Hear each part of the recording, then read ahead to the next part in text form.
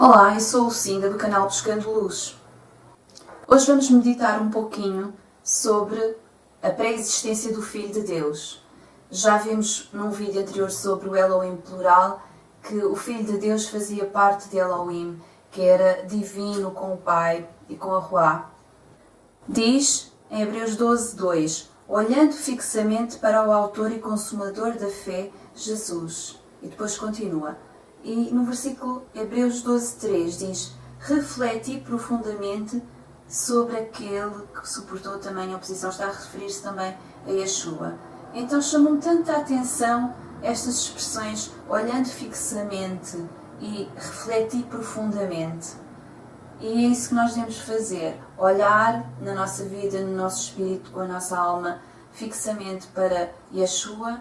E depois gostei tanto da expressão refletir profundamente. Então nós vamos refletir um pouquinho mais, além do que nós certamente já todos nós temos refletido acerca do Senhor Yeshua em muitos contextos. Hoje vou dar-vos algumas passagens, espero que seja bênção para vocês. Hoje nós temos a nossa teologia toda muito empacotada, muito certinha, mas nos primeiros séculos não era assim. Debatia-se muito se o filho era igual ao pai, se o filho era diferente do pai, se era menor, se era maior. E hoje nós temos já muita revelação acerca destas coisas, mas nos primeiros séculos não era assim. Até que se chegou depois a uns credos que a fé cristã assumiu. E o antigo credo diz que o filho é gerado e não criado consubstancial ao pai. Eu acredito nisto também, que ele não é criado, que ele é gerado pelo pai, alguns na eternidade, e ele é da substância do Pai, portanto ele é divino com o Pai. Nas cartas de Paulo tem algumas expressões muito interessantes que referem a pré-existência do Filho de Deus. Em Romanos 16:25 diz, Jesus Cristo, conforme a revelação do mistério guardado em silêncio desde os tempos eternos, mas agora manifesto. Expressão tão interessante, mistério guardado em silêncio desde os tempos eternos. Este é Cristo. Depois, em Colossenses 1:26 e também no versículo 2:2, da mesma carta, diz o mistério que esteve oculto dos séculos e das gerações, mas agora foi manifesto aos teus santos. E depois no 2:2, para o pleno conhecimento do mistério de Deus, Cristo. É como se Cristo fosse misterioso para os homens e não sei até que ponto para os próprios anjos, mas para os homens era de certeza. Cristo era mistério. Ao longo de todo o Velho Testamento, já vimos noutros vídeos, como eles não sabiam discernir muito bem quando aparecia Deus, quando aparecia Yahweh, eles não distinguiam muito bem se era o Pai, se era o Filho, porque eles não tinham a noção de que Deus tinha um Filho na dimensão como nós temos hoje. Quando Yeshua encarna, ele ora ao Pai, naquela oração extraordinária de João 17, e ele diz, agora, pois, glorifica-me tu, ó Pai, junto de ti mesmo, com aquela glória que eu tinha contigo antes que o mundo existisse. Pai, desejo que onde eu estou estejam comigo também aqueles que me tens dado, para verem a minha glória, a qual me deste, pois que me amaste antes da fundação do mundo. Esta expressão, antes da fundação do mundo, tem sempre a ver com o Filho antes da criação, antes de todas as coisas. É diferente da expressão desde a fundação do mundo. A expressão desde a fundação do mundo diz respeito à criação e às coisas criadas, enquanto que antes da fundação do mundo reflete aquele tempo onde Deus existia antes de todas as coisas. E ali estava o Pai, mas estava também o Filho. E claro que a Ruá de Deus também estava lá, mas estamos a falar especificamente do Filho hoje. David escreveu vários salmos marcadamente messiânicos, onde anunciava a vinda do Messias, tudo o que ele iria passar, a sua glória. Mas o Salmo 2 é muito especial porque fala dele como filho. E diz, falarei do decreto de Yahweh, e ele me disse, tu és meu filho, hoje te jurei, pede-me e eu te darei as nações por herança e as extremidades da terra por possessão. Tu os quebrarás com uma vara de ferro, tu os despedaçarás como um vaso de oleiro. Agora, pois, ó reis, sede prudentes, deixai-vos instruir juízes da terra, servi ao Senhor com temor e regozijai-vos com tremor. Beijai o filho, para que não se ire, e pereçais no caminho, porque em breve se inflamará a sua ira. Bem-aventurados todos aqueles que nele confiam. Está a fazer uma ponte entre o Filho eterno, gerado na eternidade, com o Filho que governará as nações. Tudo é centrado à volta do Filho. Alguém disse que a Bíblia é cristocêntrica, porque na realidade a Bíblia conta a criação, a história dos homens, e a história dos homens está ligada intimamente ao Filho de Deus. Um versículo mesmo muito interessante está em Provérbios 30. Diz: quem subiu ao céu e desceu, quem cerrou os ventos nos seus punhos, mas amarrou as águas no seu manto, quem estabeleceu todas as extremidades da terra, qual é o seu nome? Qual é o nome do seu filho? Certamente o sabes. É feita uma referência ao Filho de Deus e é questionado qual é o nome do Filho de Deus. Nós sabemos que o nome do Filho de Deus é Yahweh, que é o nome do Pai. Yeshua é uma abreviatura de Yoshua, que é Yahweh é salvação e Yahweh salva. Há um livro considerado pseudoepígrafo por alguns e por outros é considerado canónico, pelos cristãos coptas da Etiópia é considerado canónico, mas há muito interesse por este livro entre os messiânicos, por exemplo, e até por alguns judeus.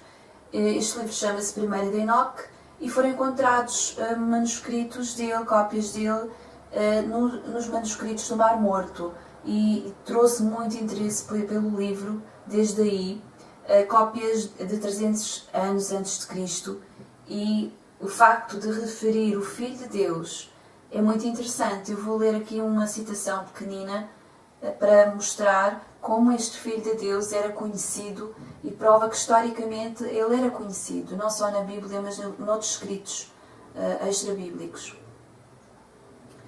1 de Enoque, no capítulo 61:10, diz: então todos os reis, os príncipes e todos os que dominam a terra o glorificarão, e ele que governa todas as coisas e que permanecia oculto, pois desde o princípio o Filho do Homem existiu em segredo, preservado pelo Altíssimo na presença do seu poder e revelado aos eleitos.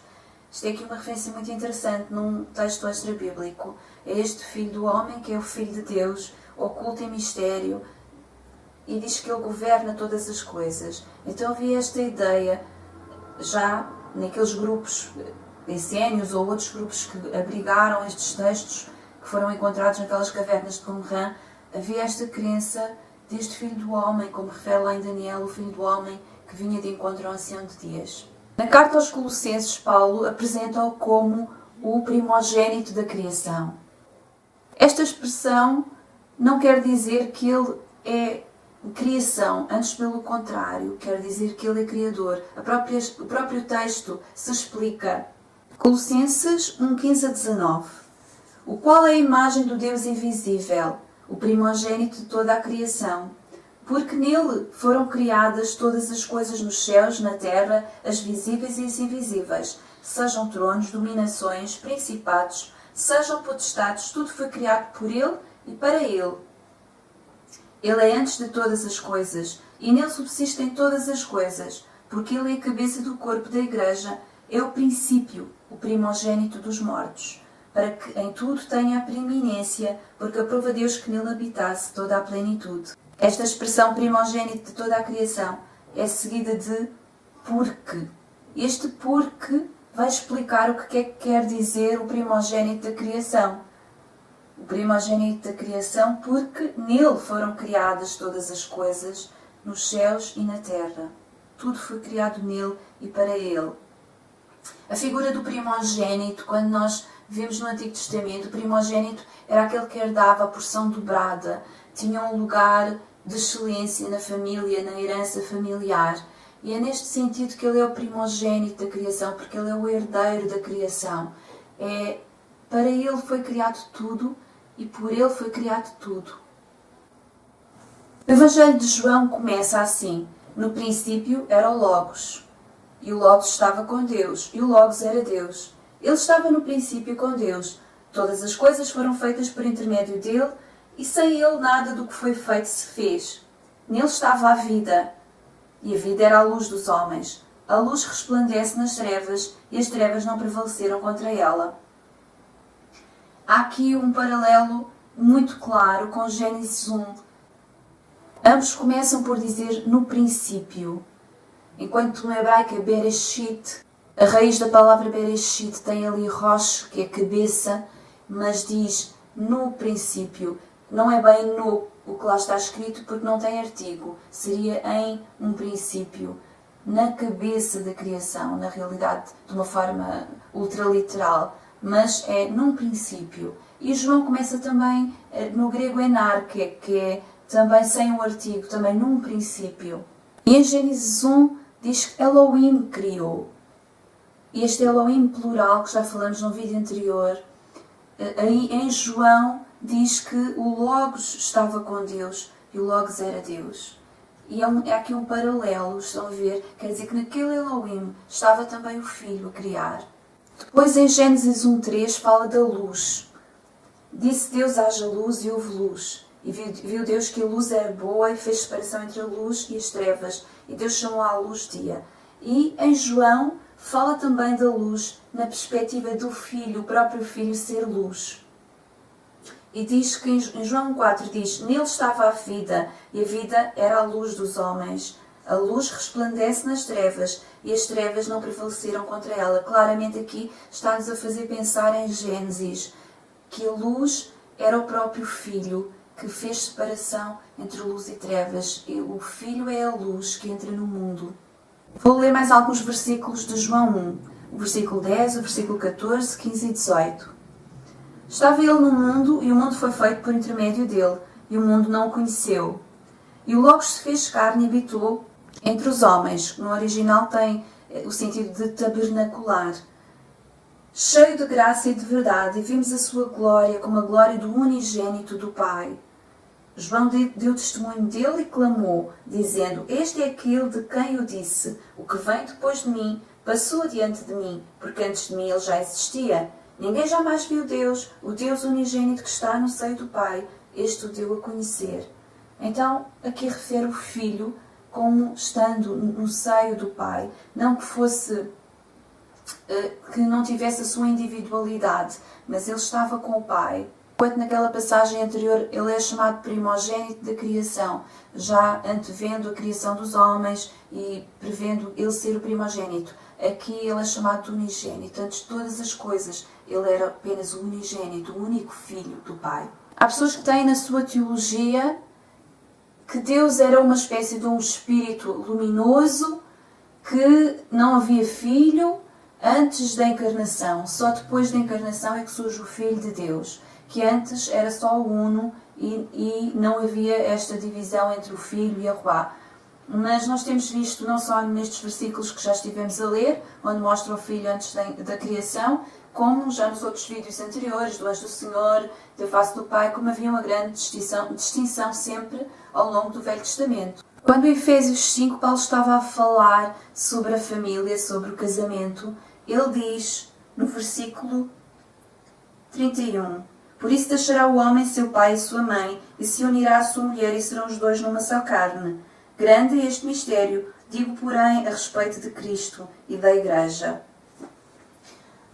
Paulo estava a falar do casamento entre o homem e a mulher e de repente ele associou uma coisa que é deste mundo, que é do nosso tempo, a algo espiritual e mais profundo. Ele diz, grande é este mistério, que o homem deixará o seu pai e a sua mãe e se unirá à sua mulher.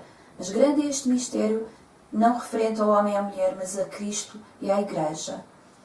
Porque quando este Filho de Deus, na eternidade, era um com o Pai e com a sua Ruá, este Filho estava só. E nós quando vemos que Adão estava no jardim só e Deus olha para aquele homem e diz, não é bom que o homem esteja só, diz Elohim, façamos este homem macho e fêmea para que ele não esteja só.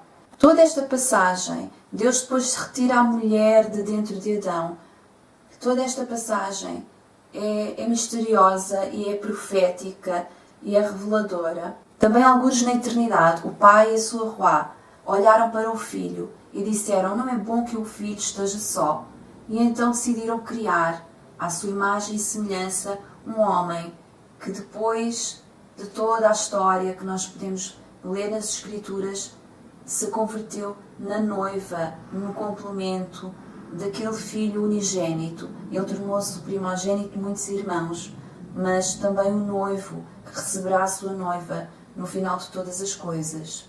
Parafraseando o texto de Gênesis, também o pai terá dito à sua Ruá: não é bom que esteja só o filho, far-lhe-emos uma adjutora à nossa imagem, que seja também a esposa do filho, mas corpo também da Ruá. Grande mistério é este, como diz Paulo. Paulo exorta-nos ao pleno conhecimento do mistério de Deus Cristo, em Colossenses 2:2, na segunda parte. Na eternidade, oculta em mistério, o Filho partilhou os atributos da divindade e, na verdade, não o compreendemos, apesar de desejarmos esse pleno conhecimento do mistério de Deus que é Cristo.